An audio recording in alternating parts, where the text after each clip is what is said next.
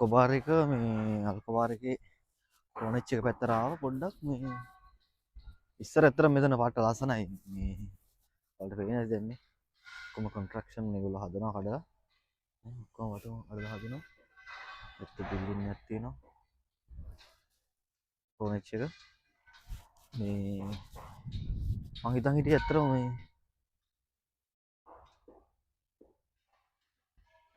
ලස්සන වැදිලා මේ පැත්ත කඩලා ඔක්කොම හදනවා ඒක ඉස්සරහට ගිහිල්ලා බලමු මොකද තත්ත්වය කියලා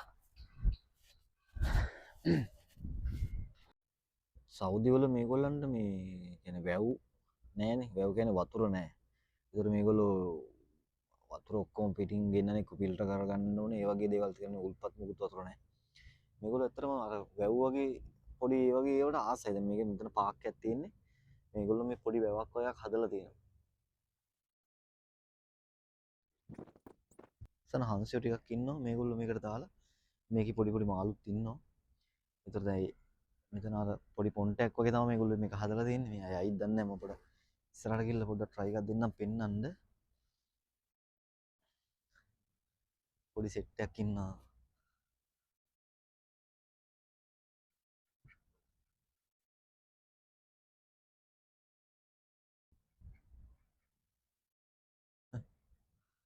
ඔරු ඒගොල්ලෝ මම හිතන්නේ ලගින් වගේ දෙන්න හවස් වෙලා තියෙන නිසා තමාට මේ එතන මම හිතන්නේ ඒගොල්ලෝ ලගින සෙට් තැන වෙන්නදී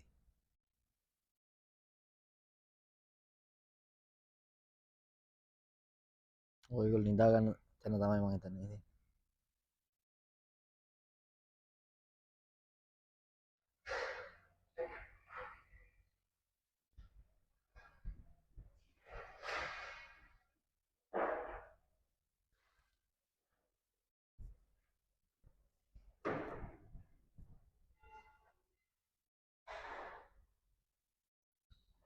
මේ පැත්තෙන් මෙන්න මෙතනින් ඔය ගෙලින්ම පේන්නේ අර කණු වගේ මුහුද උඩ ඒ ඔක්කොම ඇවිල්ලා මේ බහරෙන් එකට යන බ්‍රීච් එක පේන්නේ පාලම ඒක හරියට පේන්නේ නැහැ රෑන ලයිට් පේනවා